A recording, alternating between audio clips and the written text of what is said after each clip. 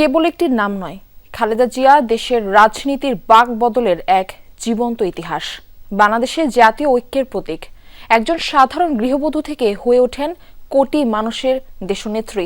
স্বৈরাচার পতন আন্দোলনের আপোষহীন নেত্রী থেকে 3 বারের প্রধানমন্ত্রী। তার স্বপ্নে আকাঙ্ক্ষায় ছিল গণতান্ত্রিক এক উদার বাংলাদেশ। লড়াই করেছে না মৃত্যু। তিনি সন্তানের মা, নেতাকর্মীদের কাছে গণতন্ত্রের মা।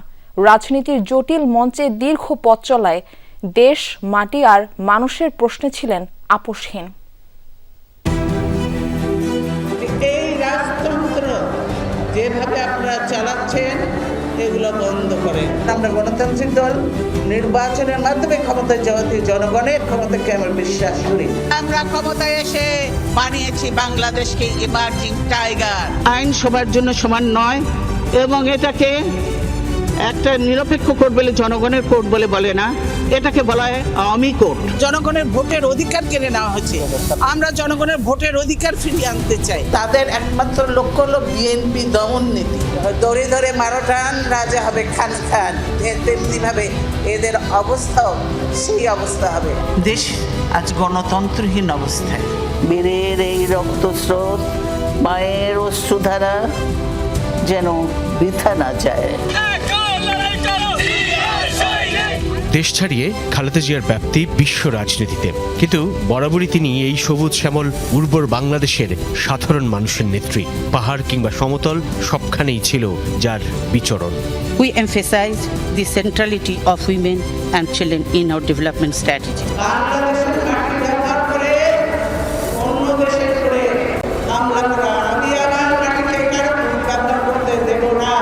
আমরা সকলকে বন্ধু হিসাবে দেখতে চাই, কিন্তু কেউ যদি আমাদের বন্ধুর বেশে প্রভু হতে চায় সেটা আমরা কখনো মেনে নেব না, মানতে দিব না।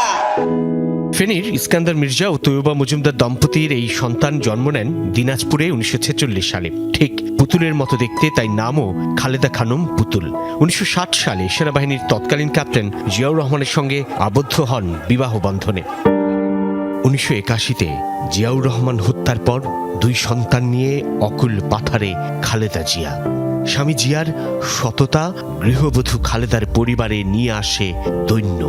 তবুও পরিমিত দৃঢ় এক নারীর রূপ দেখে এই বাংলাদেশ। দেশের লোকের অবস্থা যতদিন পরিবর্তন করে ততদিন আমিও নিজে অত বিলাসিতা পছন্দ করি না।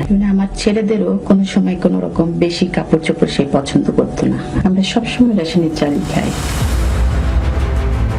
দেশ তখন ক্রান্তিকালে। খালেদা জিয়ার আবির্ভাব বিপদসংকুল রাজনীতির মঞ্চে।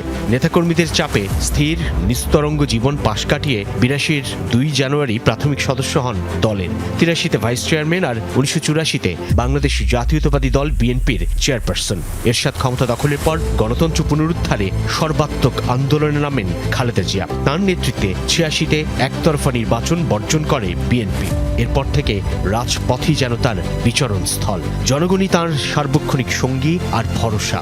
গণতন্ত্র পুনরুদ্ধারে অবিরাম সংগ্রাম যেন প্রত্যয়ী এক বঙ্গনারীর সঙ্গে পরিচয় করিয়ে দেয় গোটা দেশকে। বসনে ভূষণে সাদামাটা, দেশ জনতার প্রশ্নে ইস্পাত কঠোর। গণতন্ত্রের মিছিলে, স্লোগানে, নেতৃত্বের সামনে। 1983 থেকে 1990 পর্যন্ত স্বৈরাচার বিরোধী আন্দোলনের 7 বছরে বন্দী হন 7 বার। এর সাথে শাসনামলে গণতান্ত্রিক খালেদা জিয়া হয়ে ওঠেন আপোষহীন।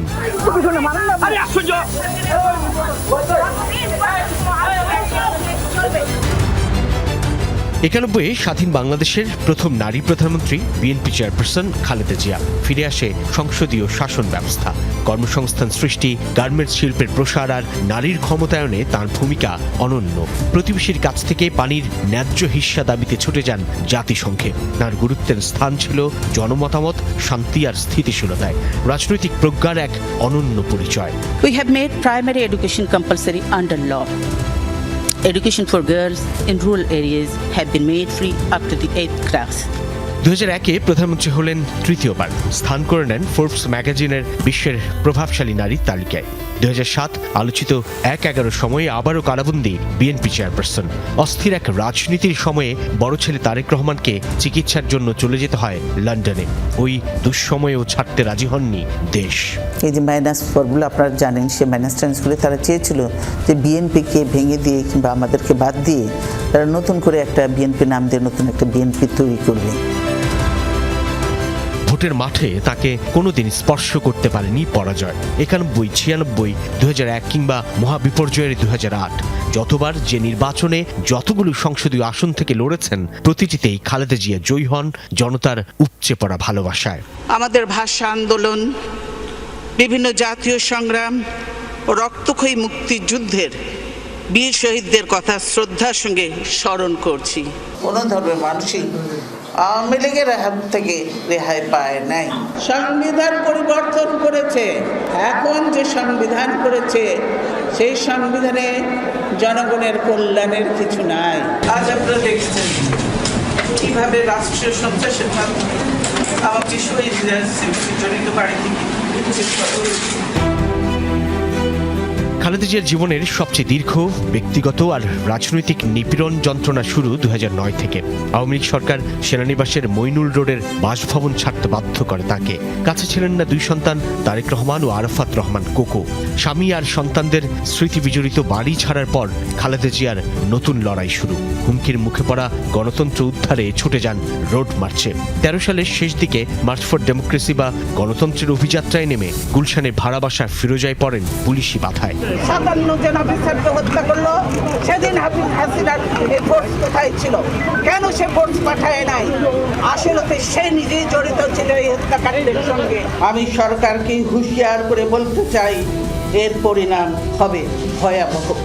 1 বছর পর টানা 93 দিন গৃহবন্দীর মতো অফিস বন্দী ছিলেন গুলশানে বিএনপি চেয়ারপারসনের কার্যালয়ে। যদি বন্দি না করে তাহলে এত পুলিশ দিবে কেন? রাস্তাঘাট সব বন্ধ, গেটে তালা, এবং এখন আমি যে বেরোতে ছিলাম আমাকে বেরোতে দেওয়া হচ্ছে না কেন? কেন রে ভাই, এই গ্যাস কেন মারা হচ্ছে? আমি তো কথা বলছি, কথা বলতেও কি আপনারা দেবেন না?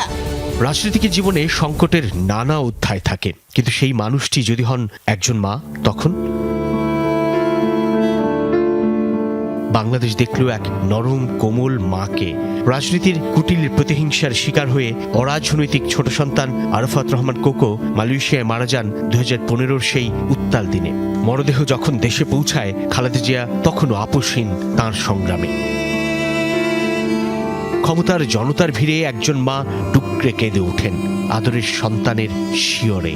ভেঙে পড়ে সমস্ত গাম্ভীর্য, সাধারণকে স্পর্শ করে মায়ের মমতা। লড়াই শেষ হয় না বিএনপি চেয়ারপারসন খালেদা জিয়ার।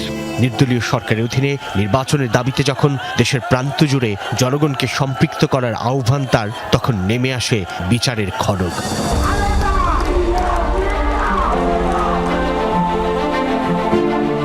রাষ্ট্রের প্রতি শ্রদ্ধাশীল থেকেই আইনিভাবে মোকাবেলা করেন চ্যারিটেবল ও অরফানেজ ট্রাস্ট মামলা। আইনজীবীদের কাছে যা ছিল ষড়যন্ত্রমূলক আর রাজনৈতিক উদ্দেশ্যমূলক, বিচারিক আদালতের দেয়া 5 বছরের সেই সাজা উচ্চ আদালতে হয়ে যায় 10 বছর। 2 মামলায় 17 বছরের কারাদণ্ড। বিতর্কের মধ্যেই দণ্ড নিয়ে বন্দী হন খালেদা। ঠাঁই হয় পুরানো ঢাকার নির্জন কারাগারে, সঙ্গী কেবল গৃহপরিচারিকা ফাতেমা। আজকে তাই আওয়ামী লীগের ওই নেতার মতোই সকলকে আর কিছুদিন পরে জনগণের ভয়ে বিভিন্ন জায়গায় লুকাতে হবে। সেই জন্য জায়গা এখন খুঁজে রাখুন।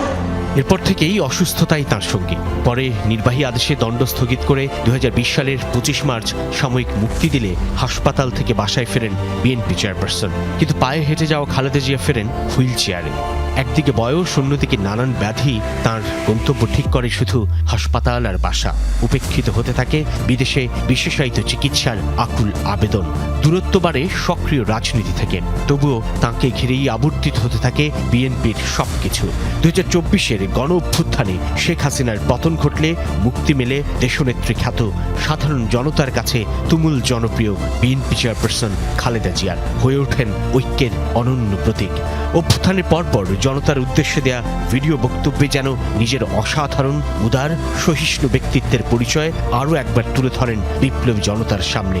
প্রতিহিংসা ভুলে জোর দেন রাষ্ট্র ও জনগণের স্থিতিশীলতায়। গণতন্ত্রের ধ্বংসের স্তূপের মধ্য থেকে আমাদের নির্মাণ করতে হবে এক সমৃদ্ধ বাংলাদেশ।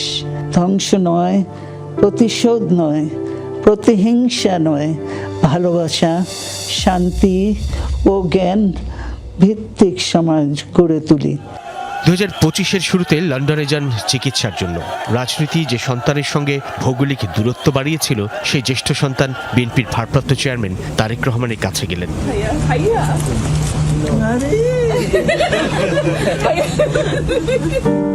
মা খালেদা জিয়া যখন চিকিৎসাধীন, তখন প্রতিদিন মায়ের জন্য ছেলের খাবার নিয়ে যাওয়ার ছবি যেন দোর্দণ্ড প্রতাপশালী রাজনৈতিক পরিবারের নিরীহ পারিবারিক জীবনকেই তুলে ধরে। এরপর বেশ কয়েকবার স্রষ্টার কৃপায় চিকিৎসকদের আন্তরিক লড়াইয়ে খালেদা জিয়া ফিরে আসেন মৃত্যু দুয়ার থেকে। কিন্তু শেষ অবধি আর ফেরা হয় না। সবার উদ্বেগ, উৎকণ্ঠার অবসান ঘটে এক মহাপ্রয়াণে। ব্যক্তি আর সামাজিক মূল্যবোধে যিনি প্রেরণার, স্বভাবে আচরণে পরিমিত, পরিশীলিত, স্নিগ্ধ, সহনশীল খালেদা। স্বাধীনতা, সার্বভৌমত্ব, জাতীয় স্বার্থ রক্ষায় অবিচল, সাহসী, প্রত্যয়ী, প্রগতিশীল তিনি। জনতার সেই খালেদা বিদায় নিলেন অশ্রুর আহাজারিতে, সব মঞ্চ থেকে গণবিষণ্ণতায় ভাসিয়ে এই বাংলাদেশকে। শরীরী প্রস্থান হলেও অনন্য ভূমিকার জন্য খালেদা জিয়া জড়িয়ে থাকবেন বাংলাদেশের পরিচয়ের সঙ্গে। এদেশের রাজনৈতিক ইতিহাসে বরাবরের মতোই থাকবেন প্রাসঙ্গিক। ক্ষমতা আমাদের কাছে বড় নয়, আমাদের কাছে বড় হলো দেশ এবং জনতা। দেশ এবং জনতা আমাদের কাছে বড়। দেশের বাইরে আমার কোনো ঠিকানা নেই, এটাই হলো আমার ঠিকানা। এই দেশ, এই দেশের মাটি, মানুষই আমার সবকিছু। সাইফুদ্দিন রবিন, যমুনা নিউজ, ঢাকা।